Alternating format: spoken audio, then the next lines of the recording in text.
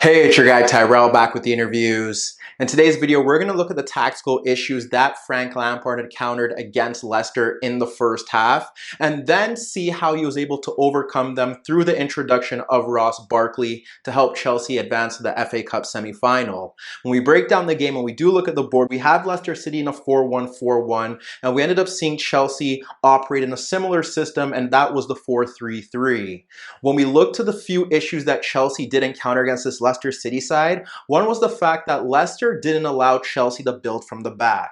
Both sides pressed in a similar manner, but what we ended up seeing was that Chelsea often dropped off into a 4-5-1, and we ended up seeing Soyuncu and Evans being allowed to push forward with the ball as Abraham was sitting on Ndidi. Whereas when we look at Leicester City, they looked to ensure that Rudiger and Kurt Zouma couldn't find gaps to play in Chelsea's midfield. What we ended up seeing was that we had Ayoze Perez and Barnes ahead of the center backs. They were ahead of the center backs and they were trying to block off the passing lanes into the fullbacks. And then you had Jamie Vardy blocking off the passing lane to N'Golo Kante. If the ball was shifted out into those wider areas, you would see Tielemans or Pratt shift out to the Chelsea fullbacks, and then Ndidi did a very good job of covering that spare man in midfield. There were times where you did see Vardy push up a bit higher, and then you would have Ndidi simply step into the path of Kante to ensure that he couldn't get on the ball if we saw Vardy step closer to Willy Caballero.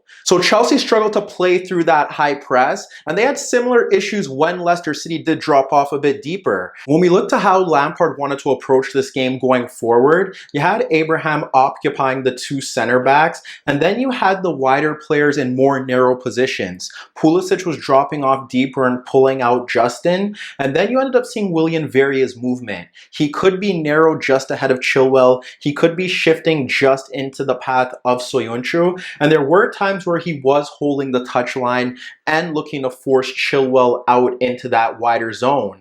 The problem with the midfield was that Gilmour and Mount were getting muscled in that central zone, and Gilmour was consistently giving away the ball in those central areas, which ultimately led to Leicester City counterattacks. Mason Mount was looking to try and receive that ball in the gap between Barnes and Tielemans, and he was looking to push forward ahead of Chilwell and Soyuncu, but Chelsea couldn't get the ball to him in that zone. And when he tried to make runs in behind Chilwell, Soyuncu read them very well in the earlier stages. And then when you look to the fullbacks, what you could see Lampard wanted was that with Pulisic moving narrow or central and Willian also tucking in, it creates a gap for Emerson and Reece James to push higher up the pitch to peg back Ayoze Perez and Barnes. They could get them into 1v1 situations, and he wanted his attack-minded fullbacks to pose a threat in those wider zones, whether it be delivering crosses or cutting in to get shots on goal. When you look at Leicester City, if they dropped off a bit deeper, that would see Pratt step into the spare center back,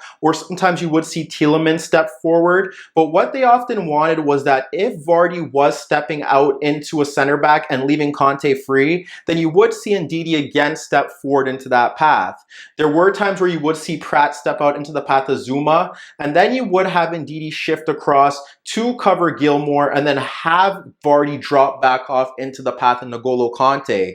They wanted to make it difficult for Kante to get on the ball, as he did do a good job against Aston Villa when he had time to shift diagonal balls freely out into the fullbacks. Ayoze Perez and Barnes stepped out into the path of the Chelsea fullbacks tightly, and we also ended up seeing Chilwell and Justin track the movement of Willian and Pulisic when they dropped off a bit deeper. There were times where we ended up seeing Willian shift a bit narrow, and you would see Soyuncu step into his path, and that would allow Chilwell to push forward if we ended up seeing Reece James adopt a higher position.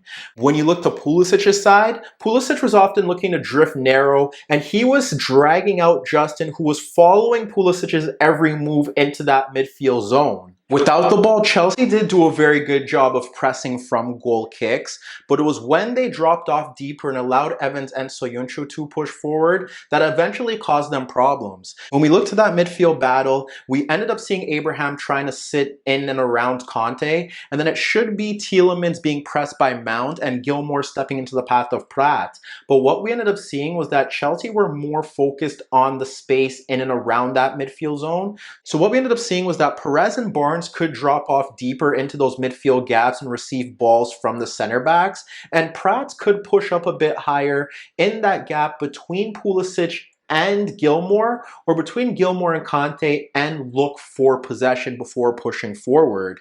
Down the right-hand side, Leicester City did miss Ricardo Pereira, who is out for the season, so they predominantly attacked on the left-hand side when they were in search of width, and what we ended up seeing was that Chelsea also had issues here, because you have Pulisic and Willian in more narrow positions trying to block off passing lanes, but that allows Soyuncu to play the ball into Chilwell. So if Willian isn't stepping into Chilwell, he's looking to try and block off that passing lane, then that forces Mason Mount in that zone. The problems that Chelsea had here is that unlike Ndidi, Kante struggled to get out to Tielemans when he moved into those zones. And the other problem that we witnessed was that sometimes both Willian and Mount were stepping out into the path of Chilwell. So whenever Chilwell did receive that ball and he was closed down, what we ended up seeing was that Barnes would look to dart into that gap between Rudiger and James, and they would simply clip balls over James to try and get him in behind. So while Chilwell could chip balls over Mount or Willian shifting over to close him down,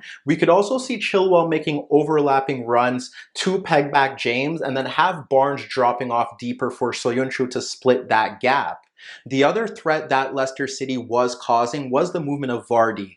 You expect him to dart in between the center backs, but there were times where he was darting in behind between James and Rudiger. So you could see why Frank Lampard was upset in that opening half, and it was his proactive nature that led to him turning to his bench that ultimately shifted the game. So Lampard ended up bringing on Kovacic, Ross Barkley, and Azpilicueta in the second half. He brought on Azpilicueta to limit that threat of Barnes down the left-hand side, and Kovacic and Ross Barkley offered a physical presence in that midfield zone, along with their ability to carry the ball in tight spaces. And we immediately saw an impact. Kovacic was winning the battle with Pratt, and Ross Barkley was pushing higher in between that gap behind Barnes and Tielemans and just ahead of Soyuncu and Chilwell.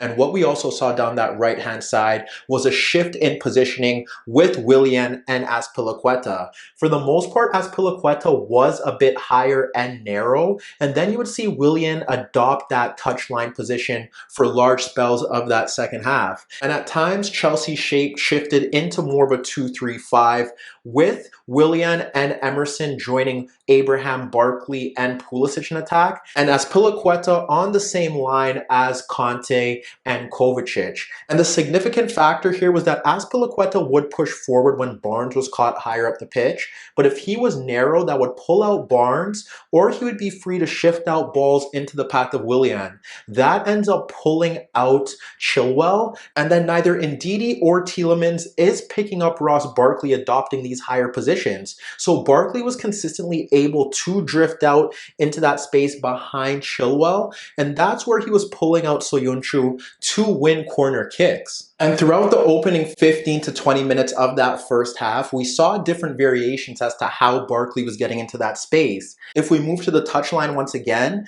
there was a time where we ended up seeing Willian ahead of Chilwell, and he pulled the ball back to Azpilicueta, and this is where we had Jose Perez shifted out to that side for a moment. Azpilicueta was able to split Tielemans and Jose Perez and Soyuncu and Chilwell to find Barkley drifting into that zone, and once again he was able to win a corner kick. And if you look to Willian pushing a bit narrow, what you could also see was that Willian would pull out Chilwell, and that would allow Azpilicueta to push forward down that right-hand side because Barnes wasn't tracking him, and then he would be able to play a ball into that gap for Barkley to run across. Brendan Rodgers turned to his bench to try and limit Chelsea's great start to that second half. He brought on Chowdhury, who limited Kovacic's immediate impact, but when he brought on Albrighton, the one issue that he made was that he should have shoved Albrighton out to that side to track the movement of Azpilicueta or help Chilwell against Willian. And by not switching over Albrighton, who's a more tactically disciplined player,